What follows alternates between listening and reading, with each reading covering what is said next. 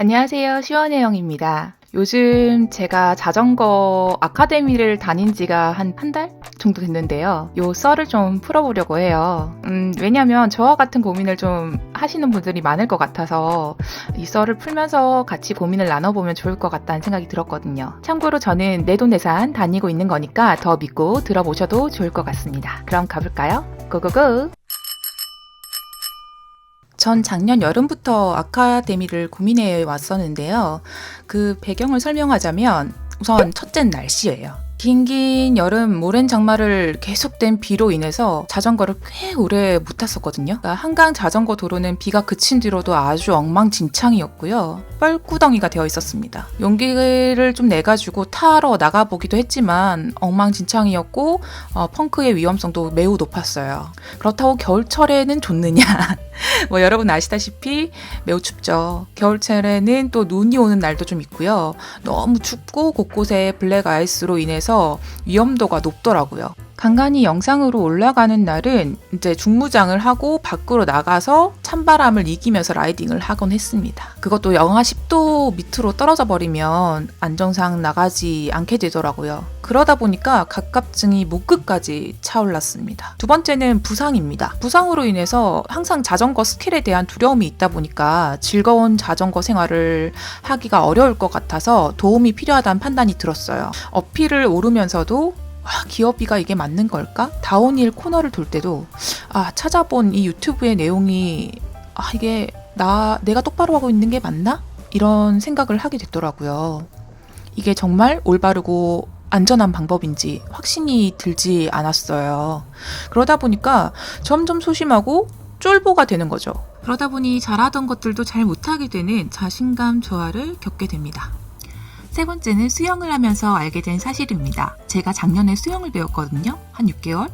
그런데 그 기간 동안 빠르게 배우니까 저병까지 배울 수가 있었어요. 물론 잘하는 건 아니었지만 하는 방법을 배우는 것만으로도 신기할 따름이었습니다. 6개월 만에 영법을 모두 할 수 있는 그런 사람이 되었으니까 얼마나 신기했겠어요. 저 혼자 했으면 1년이 걸려도 힘들었을 거예요. 체계적인 교육은 부상을 줄이고 나를 빠르게 목표점까지 가는데 도움을 준다는 걸 그때 깨달았습니다. 그래서 사이클도 교육이 필요하다는 걸 깨달았죠. 인도어 경험이 전혀 없었던 건 아니에요. 자전거 탄 지 얼마 안 됐을 시절 운 좋게 가민 DDP점에서 인스타 이벤트로 추첨에 뽑혀서 아카데미를 한 달간 다녀보기도 했고요. 2021년 겨울 한 달간 수업 없이 자율적으로 로라방을 다녀보기도 했습니다. 한 달간 다닌 수업은 큰 도움을 주긴 했지만 지속적인 성장을 하긴 짧은 기간이었고요. 자율적인 로라방은 추운 겨울 인도어로 자전거를 탈 수 있는 매력이 있긴 했지만 금방 지겨워졌어요. 그래서 하나둘 집 근처에 있는 센터를 좀 알아보기 시작했습니다. 다행히 제가 사는 곳은 서울이라서 꽤 많은 센터를 후보지에 두고 이제 고를 수가 있었어요.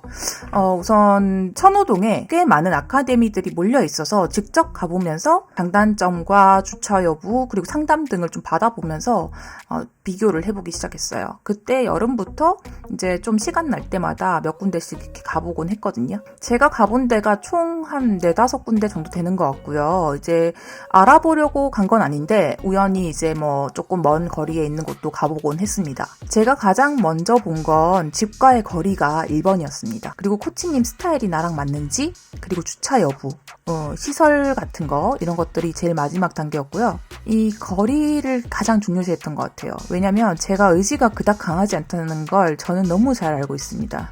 이 돈 주고 의지를 사는 행위라고 생각하거든요. 그래서 집이 코앞이라 겨우 갈 것이라는 걸 저는 알기 때문에 이 거리가 중요했고요. 그리고 걷는 걸 좋아하지 않습니다. 그리고 특히나 비 오는 날 걷는 걸 굉장히 싫어합니다. 그래서 주차 여부 굉장히 중요했습니다. 그리고 코치님 성향이 정말 개별적으로 다 다른 것 같아요. 그래서 이건 사실 근데 훈련을 받아보지 않으면 나와 잘 맞는지는 알기가 어렵거든요. 근데 그래도 우리가 상담 받다 보면 이분한테 한번 배워보고 싶다 이런 느낌을 주시는 분들이 있잖아요. 그래서 그런 분들께 이제 자신의 취향에 따라 잘 찾아가시면 좋을 것 같고요.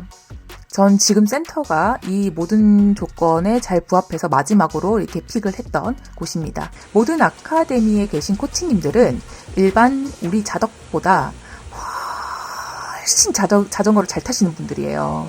실력적인 면에서나 이제 교육적인 면에서나 굉장히 뛰어나신 분들이기 때문에 그 누구한테 배우더라도 지금의 나보다 더 잘 될 가능성이 98,000%라고 저는 확신합니다.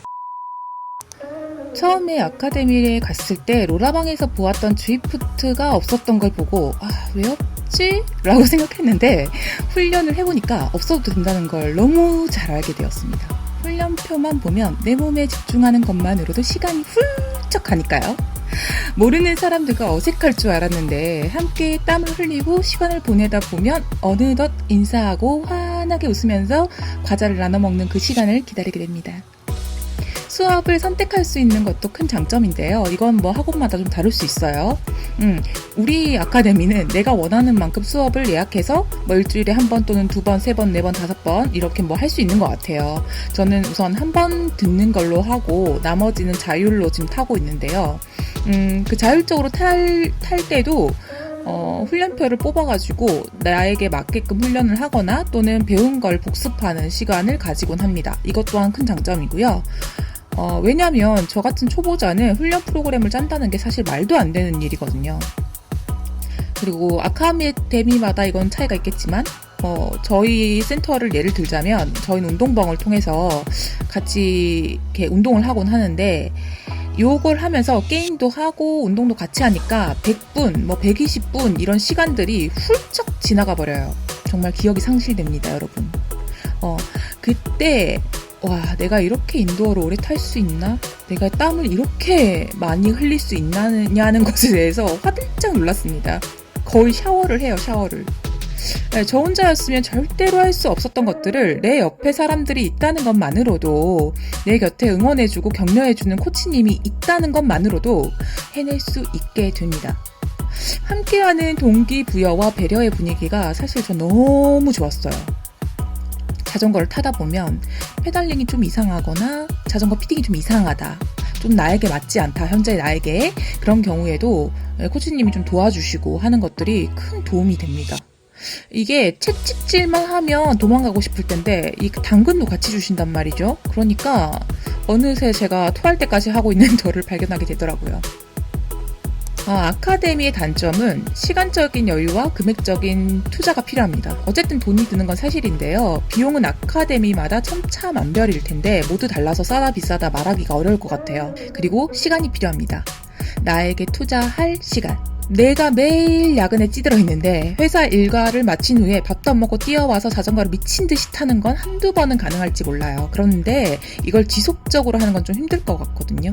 그럼에도 불구하고 하시는 분들은 또 일주일에 2번이든 3번이든 4번이든 하시더라고요. 그리고 한 가지를 굳이 더 뽑자면 실내다 보니까 먼지와 공기가 좀 안 좋습니다. 호흡기에 이상이 크게 없으면 괜찮을 정도니까 걱정하지 마시고 이건 굳이 이제 단점을 좀 찾아야 해서 생각해낸 거니까요. 어쨌든 단점보다는 큰 장점이 더 많은 곳이다 라고 생각해 주시면 좋을 것 같아요. 그래서 사이클 아카데미를 추천하느냐 비추천하느냐 라고 저에게 물으신다면 저는 이렇게 대답할 수 있을 것 같아요. 얼마 전 댓글에서 자전거 학원이 있냐고 댓글이 달렸어요. 온갖 학원이 다 있네 라고 하면서 댓글을 이제 다신 걸 봤는데 여러분 다 아시다시피 로드는 생각보다 위험하고 일반 자전거와는 다른 결을 가진 자전거이기 때문에 배움이 있어야 된다고 저는 생각을 합니다. 만약에 훈련을 잘하시는 초급자를 넘어선 분이 계시다면 이런 거 다 알고 있는 상태라면 집에서도 얼마든지 인도어 사이클 훈련이 가능하다고 생각합니다. 하지만 저같이 초보자들은 한 번쯤은 아카데미 경험해보는 거 나쁘지 않아요. 집에서 로라 타고 이제 기계 사가지고 타시는 분들 많잖아요. 근데 분명히 한 20분 타고 나면 힘들 거란 말이죠. 이게 나만의 의지로는 한 3, 4일까지는 가능하지만 일주일 넘게 하루에 1시간씩 타는 거 쉽지 않단 말이에요. 그리고 그것만으로도 뭔가 할 수 없는 무언가가 분명히 있어요.